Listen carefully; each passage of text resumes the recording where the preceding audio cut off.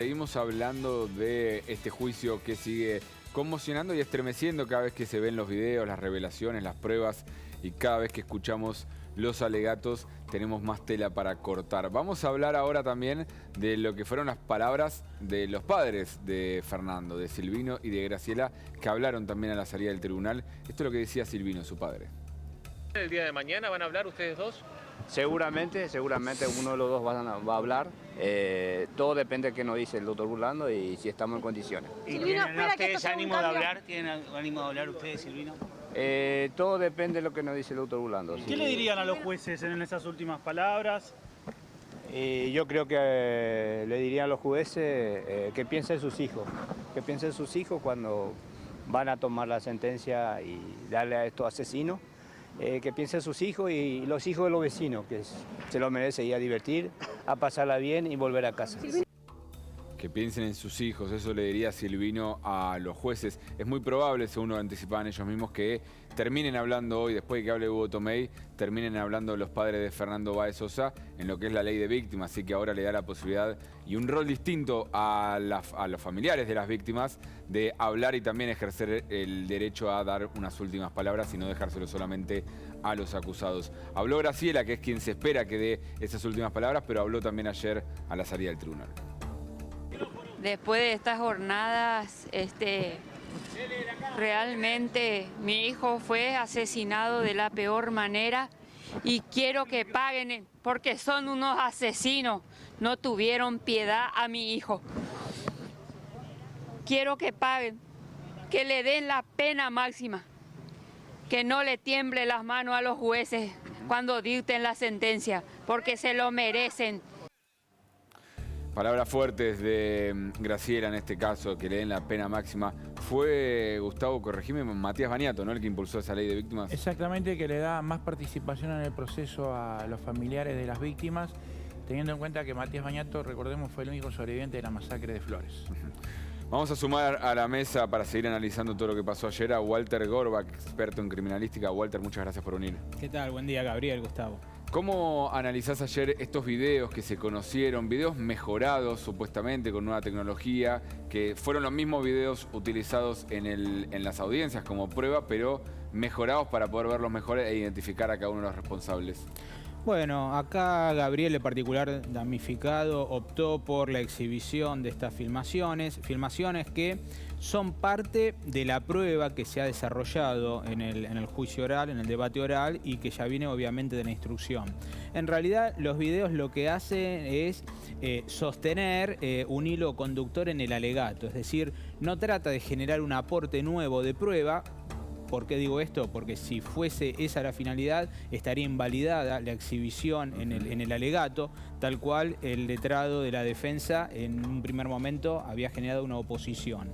Es decir, lo que se manifestó es un sostenimiento de un hilo conductor, reitero, en el alegato de particular damnificado, que ya lo vino haciendo obviamente y con anterioridad la Fiscalía, con los doctores García y Dávila. También ellos habían expuesto diferentes imágenes en su momento, y lo que se circunscribió ambos alegatos, tanto de Fiscalía como el representante de la víctima, en sostener la figura o la comisión delictiva grupal, ¿sí? Esta figura, digamos, de coautoría, y por lo tanto, en este caso en particular, el video ayuda al alegato, digamos, a la comprensión y al razonamiento fundado que la parte le está dando. ¿Todo? Básicamente, Walter, ¿pueden voltear la autopsia hoy?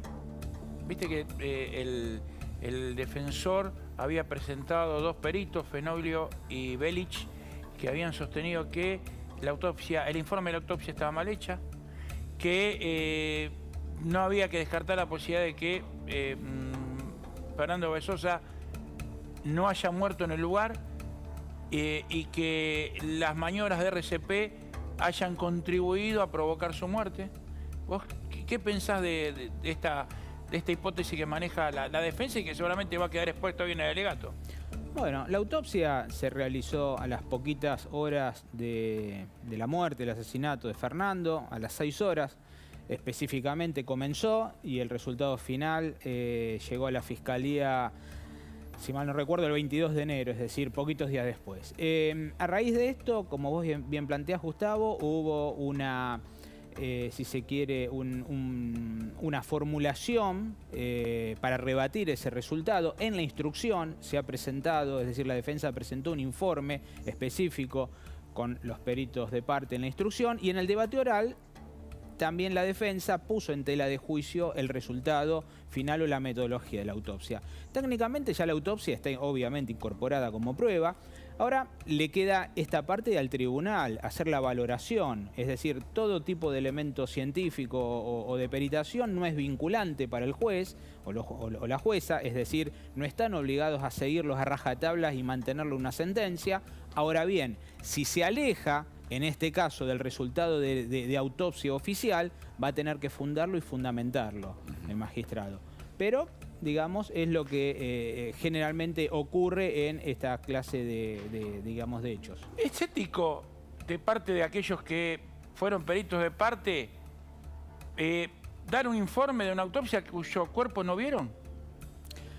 Bueno, muchas veces ocurre que los informes hay que ejecutarlos en un momento diferente, es decir, en una etapa temporal diferente. Es decir, la autopsia se hace en un único instante. En ese instante que se está ejecutando la autopsia, vamos a decirlo casi liso y llano, técnicamente, prácticamente son las primeras horas donde muchas veces ni siquiera hay imputados en esas primeras horas.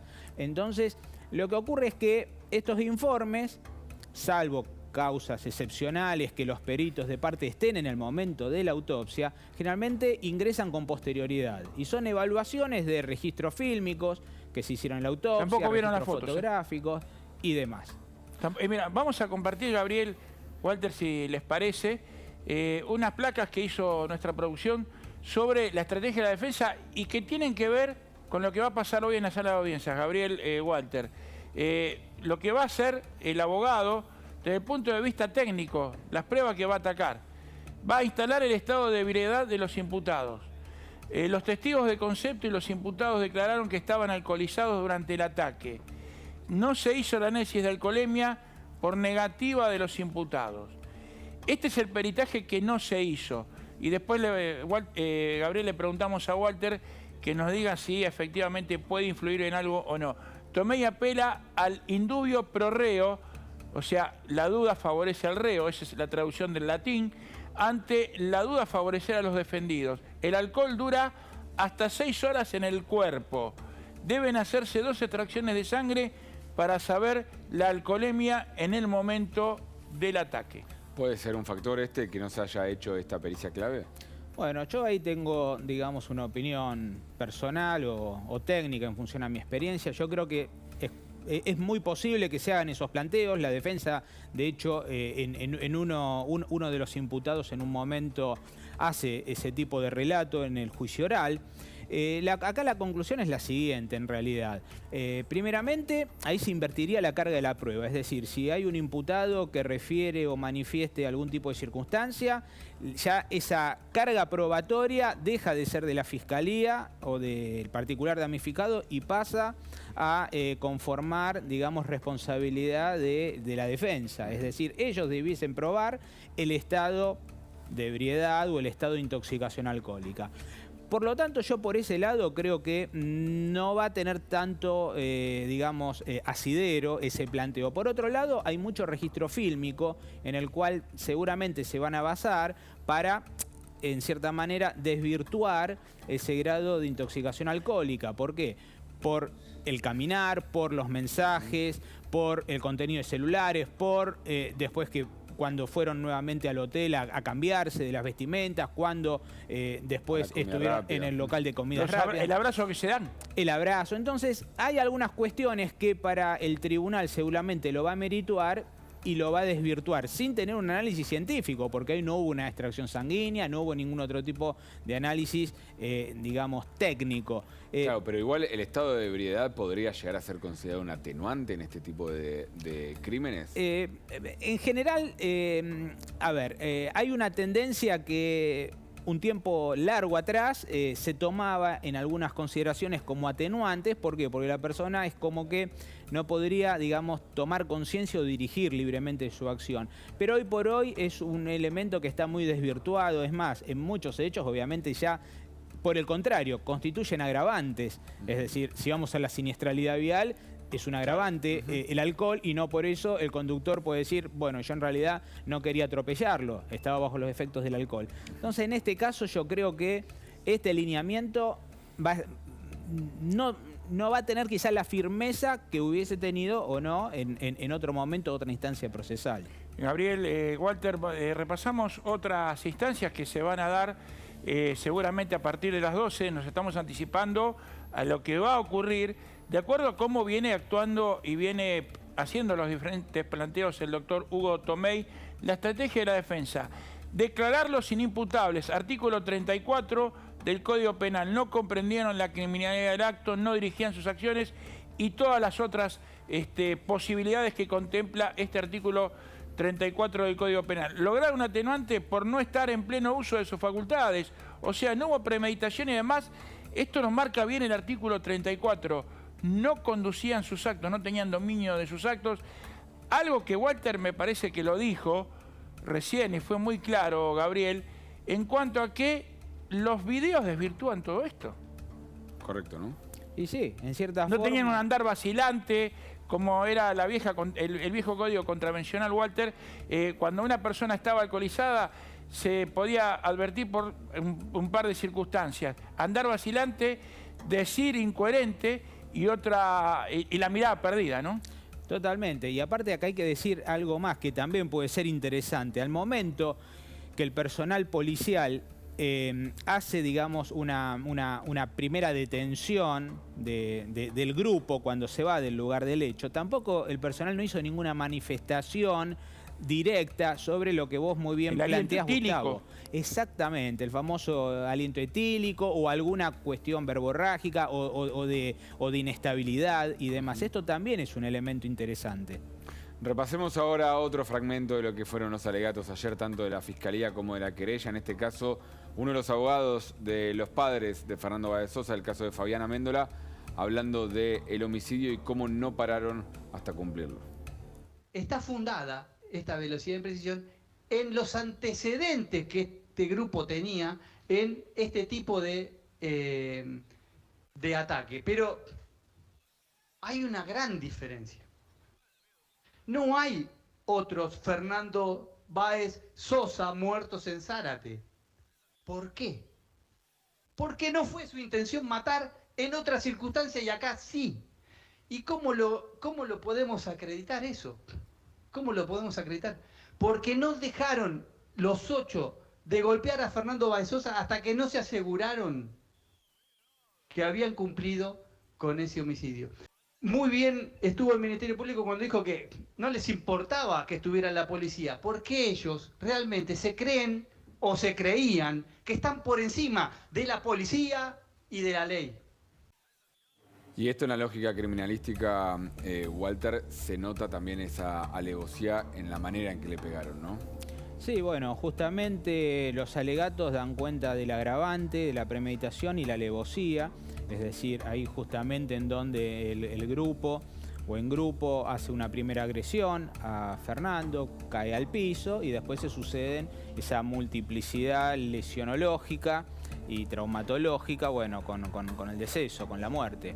Es decir, eso constituye un agravante claro del Código Penal, por eso justamente los videos, en este caso, hay que decirlo, ayudan muchísimo a reconstruir la película. Es una parte, no es todo, es una parte. Y después, algo muy importante, que es el testimonio de los 23 testigos presenciales que dieron en el juicio oral, que ninguno se desdijo, ninguno dijo otra hipótesis o otra cuestión. Ahí hubo una homogeneidad también. Walter y Gabriel, esta pregunta es porque uno ve las patadas que le pegan y hablan muchos abogados y criminalistas, hablan de que no hubo intención de matar.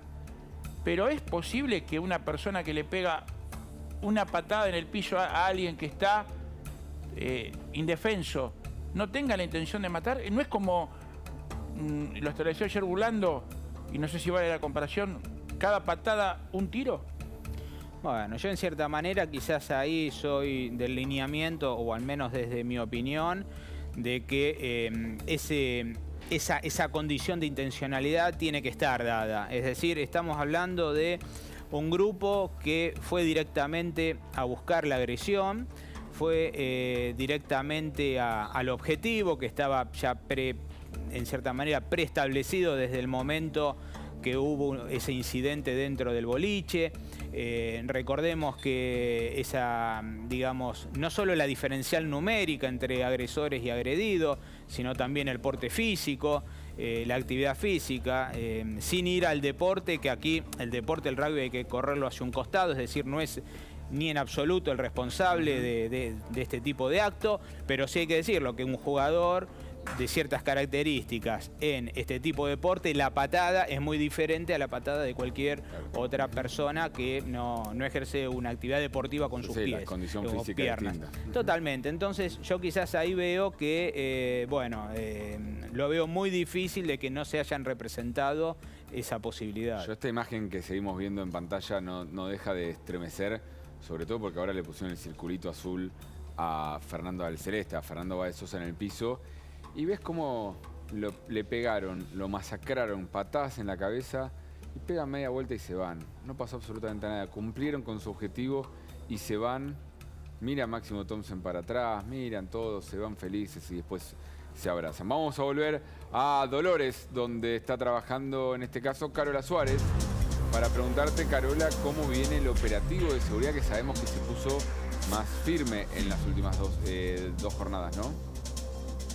Absolutamente, Gabriel, y queda solamente una hora para que esta tranquilidad que por el momento estás viendo aquí en los tribunales de Dolores cambie rotundamente, porque por este lugar es uno de los extremos, te diría el lateral izquierdo de la entrada principal de los tribunales de Dolores. Por este lugar ingresa el móvil que traslada a los 8 imputados. Lo hace, como es habitualmente, por este vallado.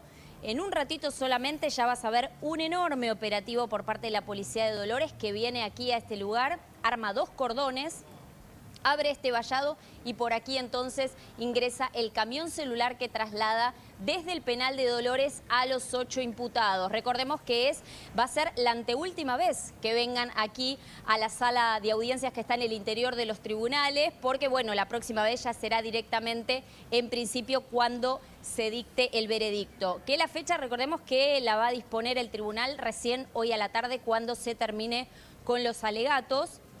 Y vos sabés que el vallado ayer lo cerraron por completo y después lo volvieron a abrir porque, bueno, al principio recordemos que se generaron incidentes en la última audiencia, la audiencia donde pudieron venir a declarar los testigos, que fue el miércoles de la semana pasada, y por eso habían cerrado el vallado. Bueno, ahora decidieron abrirlo nuevamente, ¿pero por qué? Porque ayer estos familiares alquilaron de manera privada una camioneta que es con la misma que van a llegar en el día de hoy.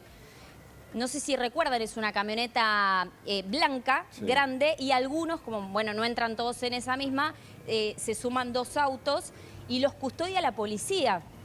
También un enorme cordón de policial con motos. Bueno, todo eso, por eso hablaba de que el escenario que ustedes están viendo ahora, en una hora solamente va a volver a cambiar y va a tener muchísimo, pero muchísimo movimiento ya cuando lleguen los 8 imputados que van a ser trasladados desde el penal de Dolores hacia los tribunales donde estamos trabajando aquí en este lugar. Ahí estamos repasando la imagen que hacías mención recién, la llegada de los familiares de los imputados, por primera vez llegando también en una camioneta, en una combi, entrando con custodia policial y atravesando el vallado. Hasta los días anteriores pasaban el vallado caminando como los padres de Fernando Báez Sosa o como los abogados cada día que entraban al tribunal.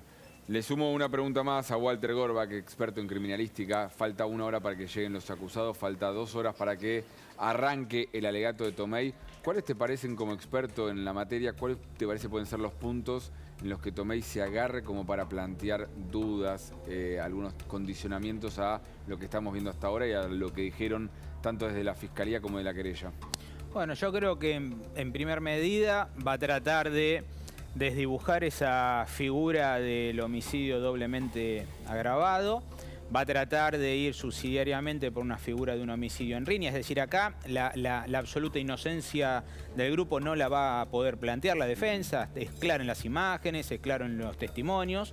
Irá por ese otro tipo penal que hace un ratito Gustavo había señalado, cuyo máximo tiene de 6 años de prisión. Y seguramente, entiendo yo, que también, por mi experiencia, va a plantear algún tipo de nulidad procesal. Digo esto porque la Fiscalía ayer, el doctor Dávila, con buen atino, casi al final de su alegato, él hace mención a la condición de en qué circunstancias habían sido secuestrados los teléfonos celulares y cómo se había desarrollado esa labor técnica posterior. ¿Por qué? Porque evidentemente por ahí quizás pueda venir algún tipo de solicitud o pedido de nulidad, y recordemos que cualquier instancia que nulifique algún tipo de acto procesal obviamente va a dejar en mejor posición a los imputados. Ahora, la gran mayoría de los especialistas con los que estuvimos hablando en este último mes durante el juicio dicen que el homicidio en riña es prácticamente una hipótesis que descartan, que no ven ningún condicionamiento para poder darle esa posibilidad. ¿No es un error para el abogado defensor ir a un tipo penal que probablemente los jueces no consideren posible e ir a algunos dentro de un homicidio culposo, un homicidio simple quizás? Sí, puede ser. A ver, quizás acá en esta cuestión lo que sí queda claro que tienen responsabilidad los imputados.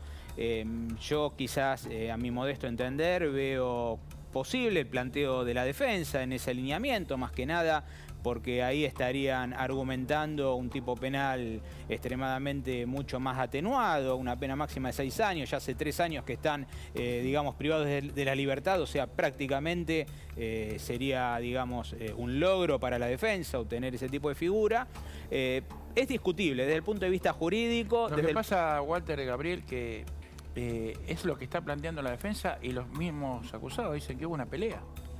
Es claro, es totalmente. Gustavo, ellos hacen esa manifestación, la van a sostener incluso desde el incidente sucedido en el boliche, en el local bailable con anterioridad. Entiendo que irán por ese planteo.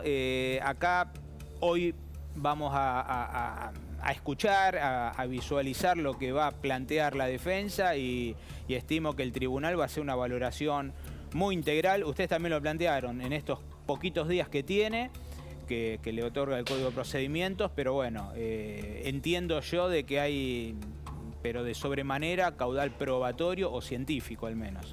Walter, muchas gracias por venir, fuiste muy claro. Gracias a ustedes por la invitación. Y volvemos a Dolores, ahora en este caso con Carla Ricciotti. Recordemos, tenemos un equipo de La Nación Más trabajando ahí desde el principio del juicio, haciendo una excelente cobertura de cada uno de los pasos que se están sucediendo. Carla, preguntarte para ir cerrando, ¿cómo se vivió ayer adentro la relación, la tensión entre los abogados de ambas partes, Fernando Burlando y Hugo Tomei? Mira, fue en un primer momento Tomei le plantea a Burlando, cuando ya habían pasado varios minutos largos de su alocución, de su alegato en la primera parte, y que Burlando leía algunas partes del alegato que no puede leer. En la provincia de Buenos Aires no se puede leer en los alegatos. Bueno, pero Burlando leía algunos tramos de su alegato, se ponía los anteojos, mencionaba el número de foja del que estaba hablando, a que hacía referencia de tal o cual situación. Y en un momento Tomei dice, no se puede estar leyendo, yo ya lo dejé pasar varias veces, pero bueno, le llamó la atención en este sentido, el tribunal intervino, ahí la jueza le terminó diciendo, bueno, es una... si se está apoyando en... porque Fernando Burlando le decía, estoy leyendo los números de foja. Bueno, ese tipo de cruces hubo y hasta Fernando Burlando lo amenazó, digamos, entre comillas, porque le terminó diciendo, bueno, espero que no necesite leer usted en su alegato, lo voy a estar esperando, como que lo va a estar viendo y midiendo lo que vaya a hacer en el día de hoy también. ¿No? Y después más tarde también... Picante, sí, se puso picante en ese momento y hubo algunas risas, algo así, pero fue ese momento, fue ese cruce.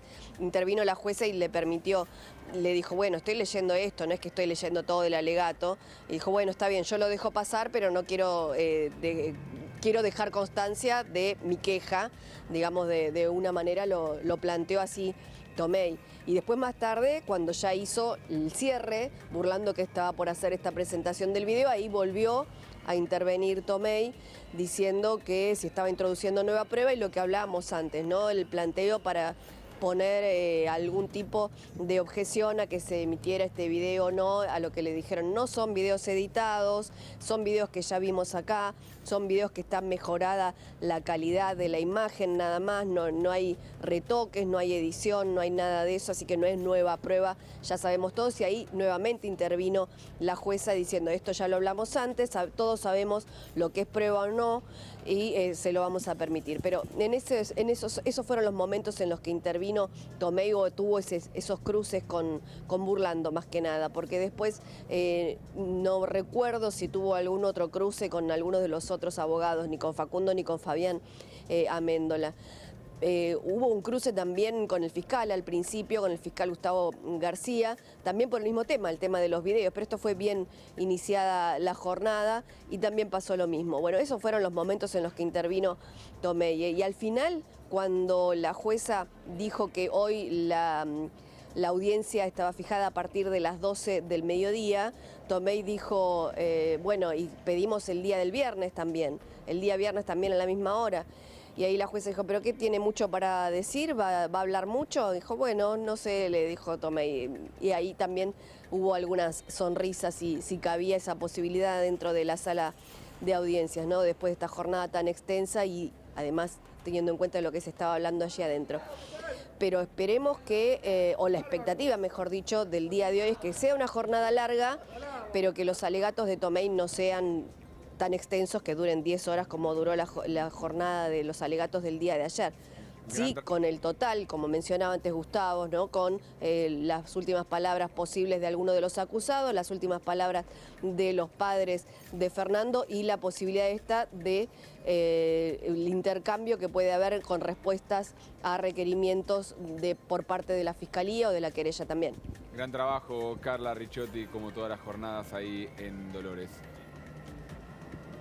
Muchas gracias, Gaby. Hasta luego. Y siendo las 10 de la mañana, ya pasaditas unos minutos, es el momento de saludar a Luis Novarecio. Luis, ¿cómo andás? Buen día. Hola, Gaby. Hola, Gustavo. Muy buen encuentro para todos. Buen día, Nación. ¿Cómo estás viviendo estos momentos cúlmines del juicio por el crimen de Fernando Báez Sosa? No deja de conmocionar, ¿no? Cada paso que se da. Es muy conmocionante y es, la verdad, que muy fuerte empezar a escuchar los resúmenes de los alegatos. Siempre está bueno decir que el alegato es lo que vos habías dicho al comienzo, la pretensión de cada una de las partes a la luz de la prueba.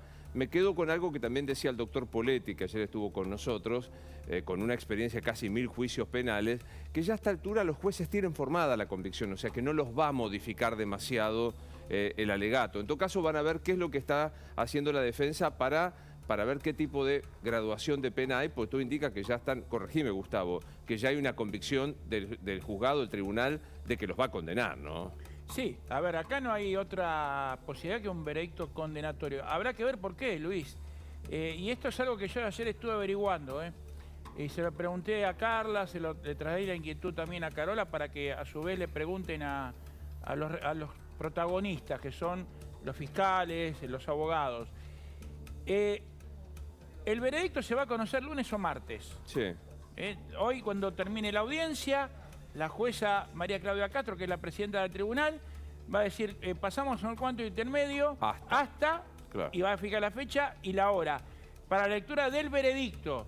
Ahora, el veredicto puede tener únicamente, atención con esto, la resolución con respecto a si son culpables o inocentes. Acá va a ser un veredicto condenatorio. Ahora bien, ¿por qué? ¿Por homicidio simple? ¿Por homicidio en riña? ¿O por homicidio agravado? Y esa es la incógnita. Hay 5 artículos del Código de Procedimiento Penal que estuve leyendo ayer, que van del 371 al 375, y estuve hablando con jueces, donde me dicen, la biblioteca está dividida, vos lo sabés, donde me dicen que es posible que sería el anticipo de veredicto condenado que va a ser seguramente condenatorio, pero sin fijar la calificación penal. Esto me llama mucho la atención lo que estás diciendo. O sea, es decir, condenar a los 8 imputados... Por el hecho por el cual fueron sometidos a juicio. Pero sin decir si es homicidio en riña, si es preterintencional, si es simple o agravado. ¿Esto puede ser? Mirá, hoy tenemos un invitado que nos puede responder esta pregunta. Pero yo ayer estuve haciendo varios llamados telefónicos, hablé con gente del Poder Judicial de la provincia, me dicen que no es lo usual, pero teniendo en cuenta la complejidad del caso, es posible. Pero como Gaby. No, que como hablábamos más temprano de este tema con Gustavo, a mi entender, si eso decide el tribunal, termina siendo perjudicial para el propio tribunal, porque genera una presión, una tensión social. Lo que está generando este juicio claramente, lo vemos nosotros hablando con la gente en la calle, que está claramente consustanciada. Si le dilatás un mes más la sentencia y el veredicto, claramente... Pero ahí encuentro otro problema. Corregime, Gustavo, no soy experto en derecho penal de ninguna manera. Una de las calificaciones, el homicidio en riña, tiene una mínima de 2 años. Que podría ser... 6. ¿Cómo? Y la máxima, de 6. Pero suponete que a alguno le dieran de 2 a 3 años, que hasta 3 es de cumplimiento de ejecución condicional. Ya cumplieron una parte de la condena. Sí, entonces, me parece que no debería, no sé, no soy experto en derecho, pero ahora vamos a preguntar a un abogado que viene. Por eso... Porque suponete que alguno, no va a pasar, que consideran que fue el homicidio en riña, la pelea, el tumulto, etcétera, etcétera. Tal cual. Ya alguno podría estar en condiciones de recuperar la libertad y no los van a dejar en libertad. No. Ese escenario no se va a dar. Pero por eso tenés que decir la calificación. Pero a ver, si ellos pueden también, y esto lo va a responder el invitado que tenemos hoy, y ya hay un esbozo de lo que puede pasar, es un tercer escenario. A ver... El homicidio en riña, descartemos, no lo van a condenar por eso. Acá no hubo pelea y eso... Pero si no lo decís, Gustavo, si no decís cuál es el tipo penal por el cual condenás...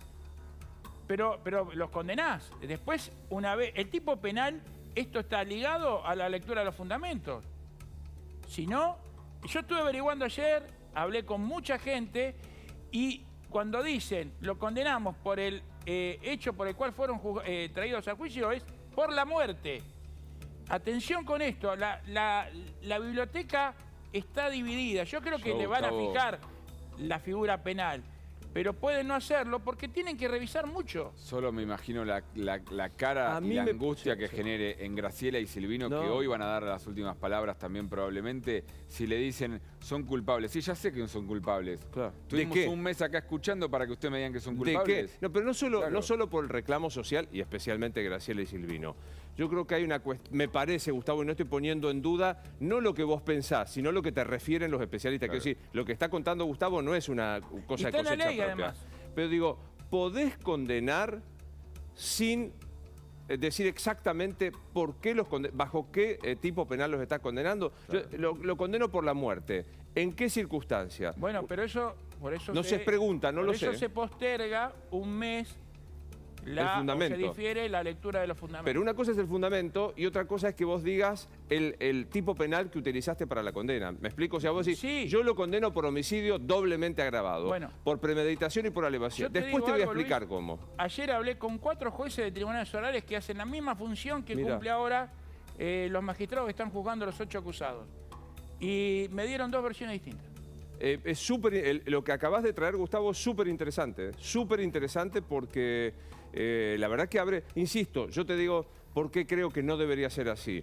No va a pasar, pero suponete que se utilizara para uno de los 8 un tipo que tenga una pena menor a los 3 años. ¿Ya la cumplió? Claro.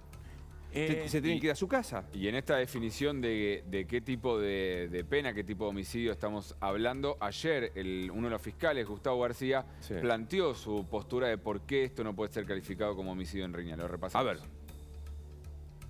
Más allá que el doctor Tomei no lo manifestó en su línea de acusación, pero he advertido que por ahí a través de las preguntas realizadas a los testigos, la posibilidad de que exista una riña o agresión. Riña obviamente que no, porque para que exista riña tiene que haber 2 grupos peleándose.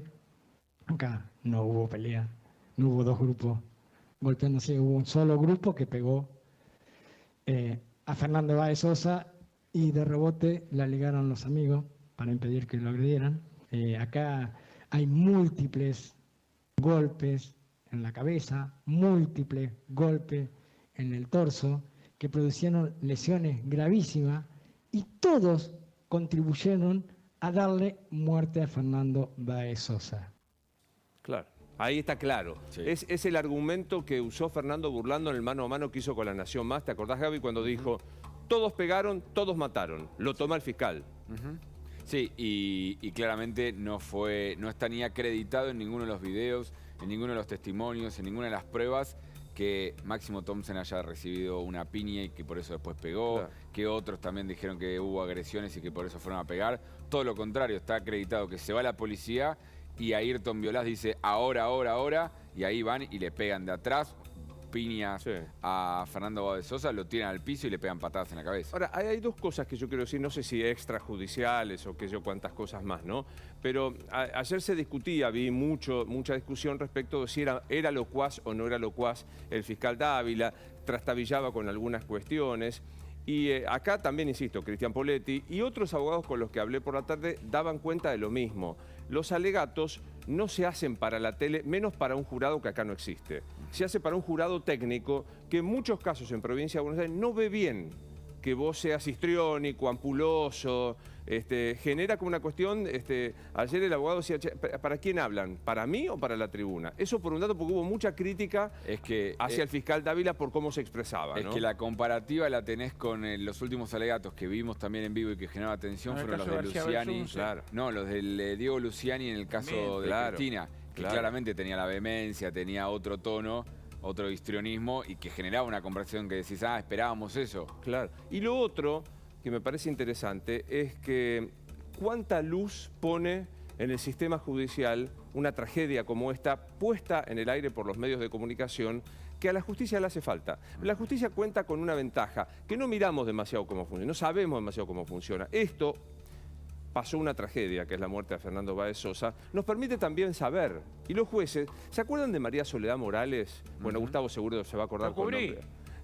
Estuve en el año 90, hace 27 años estaba en Catamarca. ¿Te acordás aquel juez que lo terminan apartando? Alejandro Ortiz Iramay. ¿Viste? Que es un María libro... Alejandra Azar y Zampayo era el tercer juez. Bueno, el digo, presidente del tribunal, el que decía que conste en acta, era Alejandro Ortiz Iramay. Bueno, esto es la ventaja de trabajar con Gustavo Carvajal, que es el que más sabe. No se ofenda a nadie, de petete. pero es el que más sabe, absolutamente. Pero digo, Ortiz Iramaín nos mostró cómo funcionan los jueces. Entonces digo, esto es importante, porque algunos se quejan, dicen, están exhibiendo, están obligando al tribunal a hacer tal cosa. Primero, si los jueces no pueden soportar la presión de la mirada popular, no pueden ser jueces. Entonces digo, para aquellos que dicen los medios mostrando esto generan una convicción adelantada, error. Lo que estamos haciendo es poner un hecho noticiable en la tele. Me parece interesante esto. Sí, sin dudas. Y aparte también la presión la pueden recibir de los familiares de las víctimas, de los familiares de los imputados que están ahí llorando, quejándose, pidiendo que los tengan también en cuenta y demás, presionando de su manera a los jueces. Los jueces están acostumbrados a eso cotidianamente, o sea, a las presiones a la hora de esto es el juez. Si no, las cárceles estarían vacías, como dijo acá Marino Sida Aparicio. Claro. Bueno, mira, el anterior embajador de los Estados Unidos en la Argentina, obvio me olvidó el nombre, si lo sabes, Gustavo, te regalo un mes de vacaciones en el Caribe, el anterior embajador de Estados Unidos, le costaba mucho ir a los eventos sociales. Y alguien le preguntó por qué, dijo, porque fui juez. Y cuando uno es juez, no participa más de una serie de hechos porque naturalmente se ve presionado por la sociedad en casos importantes. Juez de la corte de su estado, que si no me equivoco era Texas. Entonces digo, la verdad que, viste, dejen de quejarse los que dicen, están empujando a los jueces. Me parece que el juez debe tener la templanza de mirar la prueba como corresponde y fallar según la sana crítica y en base a su convicción, ¿no? Sí, claramente. Claramente, y esperemos que esto sea lo que suceda. Saber cuándo es lo primero que vamos a saber hoy. Cuando termine de hablar Hugo Tomei, y se espera que también hable en las últimas palabras Graciela, por lo menos la madre de Fernando Báez Sosa, hay que ver si hablan los imputados también y dicen sus últimas palabras. Después de eso, el tribunal, corregime Gustavo, tiene que fijar el día donde van a dar a conocer el veredicto. Exactamente, una vez que termine las últimas el alegato, últimas palabras de los acusados y las palabras de los familiares de las víctimas, réplica y dúplica, se pasa a un cuarto intermedio y se fija la fecha y la hora en la cual se convoca nuevamente a las partes para la lectura del veredicto. Que no tengan dudas que va a ser condenatorio. Está claro. Lo que falta fijar es la figura penal por la cual lo condenan. Claro. Eduardo Prado era... Luis. Gracias, muchas gracias, el doctor Prado. No sé si tenemos a Carla o a Carola todavía allí en Dolores para preguntarle. Y te pregunto entonces a vos, a Gustavo, ¿hay indicio de si van a hacer uso de las últimas palabras los 8 o alguno de los 8 imputados? No, yo no tengo ningún indicio. Me parece que sí. Me parece que sí, que van a hacer uso, teniendo en cuenta cómo se movieron últimamente. Ellos hablaron. Thompson, lo adelantábamos acá, el lunes había pedido asistencia psicológica durante el último fin de semana. Me parece que sí, que van a hacer uso de las últimas palabras. Y atención, porque son importantes también. No hay que subestimar ese derecho porque pueden tocar alguna fibra, se apunta con las únicas palabras, tocar alguna fibra íntima de los jueces, teniendo en cuenta que durante todo el proceso no mostraron ningún tipo de emoción. Y ayer a la salida del tribunal los padres hablaron, Silvino anticipó que tenían intenciones de hablar, que lo iban a terminar de definir con Fernando Burlando si era la mejor estrategia o no, pero habló después también Graciela y creo que dejó el tono con el que si hablan se les va a escuchar hoy hablarle a los jueces. Escuchamos. Después de estas jornadas, realmente mi hijo fue asesinado de la peor manera y quiero que paguen porque son unos asesinos. No tuvieron piedad a mi hijo. Quiero que paguen, que le den la pena máxima, que no le tiemble las manos a los jueces cuando dicten la sentencia, porque se lo merecen. Muy impresionante. Impresionante. Es muy impresionante, me acuerdo de Jimena Arduriz, la mamá de Ángeles, de vuelta vuelve a caer este caso que estuvo acá, que decía que yo no doy consejos, pero les recomiendo a los padres que asistan a las audiencias, aunque sea un revivir de este hecho, porque es un modo de iniciar el duelo.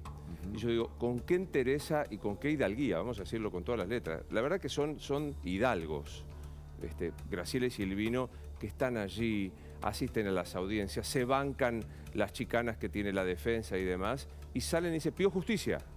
Vamos, yo no puedo imaginar ponerme en los zapatos de ellos, pero creo que sería mucho más, irracional si me encontrara una situación semejante. Y qué importante que la justicia sea rápida, ¿no? Muchas veces hablamos de los tiempos de la justicia, bueno, en este caso son 3 años. Pero se hizo rápido teniendo en cuenta, Gabriel, que hubo un año de pandemia. Por eso, pandemia mediante, claramente 3 años termina siendo un lapso más breve y que en 3 años ellos puedan tener una respuesta por parte del Poder Judicial es importante.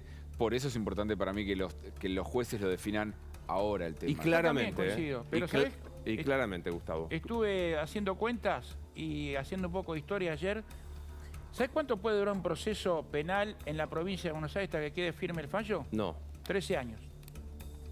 A partir del lunes o del martes cuando dicten sentencia, 13 años. Eso es lo que tardó Carrascosa, por ejemplo, en que quede firme la absolución. Claro. Primero la condena y después la absolución. Porque, a ver, a partir del lunes empieza dos realidades distintas para los imputados. Una dentro de la cárcel y otra con el expediente en los estrados judiciales. Total. Porque la defensa, a partir de la lectura de los fundamentos del fallo, no de la lectura del veredicto, esto es importante remarcarlo, cuando Tomei conozca los fundamentos del fallo, tiene 7 días para hacer reserva de casación. ¿Qué es esto?